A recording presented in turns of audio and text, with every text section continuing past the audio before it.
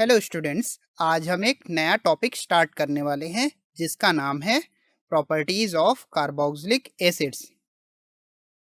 इस टॉपिक में हम कार्बोक्सिलिक एसिड्स की फिजिकल प्रॉपर्टीज और इसकी कुछ केमिकल प्रॉपर्टीज के बारे में पढ़ेंगे, जैसे कि एसिडिक नेचर और सब्स्टिट्यूशंस रिएक्शन।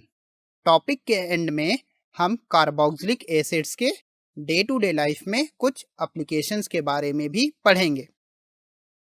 तो चलिए स्टार्ट करते हैं हम physical properties of carboxylic acids से। यदि हम कार्बोक्सिलिक एसिड्स के स्टेट की बात करें तो अप टू कार्बन 10 तक के कार्बोक्सिलिक एसिड्स कलरलेस लिक्विड्स होते हैं, जबकि हायर कार्बोक्सिलिक एसिड्स वैक्सी सॉलिड्स होते हैं। शुरू के 3 कार्बोक्सिलिक एसिड्स का स्मेल काफ़ी ज़्यादा पंजेंट होता है। वहीं कार्बन 4 से कार्बन 9 तक के कार्बोक्सिलिक एसिड्स का स्मेल रैंसिड बटर की तरह होता है। वहीं हायर कार्बोक्सिलिक एसिड्स ऑर्डरलेस होते हैं।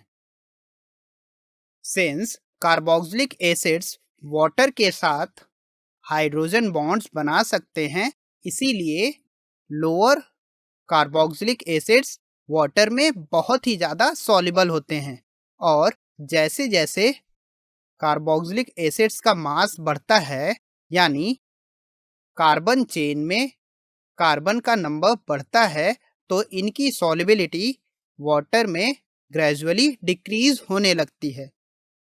ऐसा इसलिए होता है क्योंकि अल्काइल ग्रुप्स हाइड्रोफोबिक नेचर के होते हैं। यही रीज़न होता है कि हम फैटी एसिड्स यानी हायर कार्बोक्सिलिक एसिड्स को सोप और डिटर्जेंट्स बनाने के लिए यूज़ करते हैं। कार्बोक्सिलिक एसिड्स का बॉइलिंग पॉइंट इक्विवेलेंट मास वाले अल्कोहल्स और हाइड्रोकार्बन से ज़्यादा होता है। ऐसा इसलिए होता है क्योंकि कार्बोक्सिलिक एसिड हाइड्रोजन बॉन्ड्स बनाते हैं, जो कि कुछ इस तरह से होता है। अगर हम कार्बोक्सिलिक एसिड के स्ट्रक्चर की बात करें तो कार्बोक्सिलिक ग्रुप में कार्बन sp2 हाइब्रिडाइज्ड होता है, जिसके कारण इसकी ज्योमेट्री ट्राइगोनल प्लेनर होती है। यानी कार्बोक्सिलिक ग्रुप में बॉन्ड एंगल 120 डिग्री होता है। वहीं अगर हम कार्बन ऑक्सीजन के बॉन्ड लेंथ की बात करें तो यह बॉन्ड लेंथ अराउंड 1.32 एंगस्ट्रॉम होता है, और अगर हम ऑक्सीजन और हाइड्रोजन के बॉन्ड लेंथ की बात करें तो यह अराउंड 1 एंगस्ट्रॉम होता है। ध्यान रहे, यहाँ पर हमने जो बॉन्ड लेंथ दे रखी है वह फॉर्मिक एसिड के करिस्पॉन्डिंग है। यदि अल्काइल ग्रुप्स चेंज हो रहे हैं तो इन बॉन्ड लेंथ की वैल्यूज भी स्लाइटली चेंज होती है। चलिए कार्बोक्सिलिक ग्रुप में होने वाले रेजोनेंस को समझते हैं।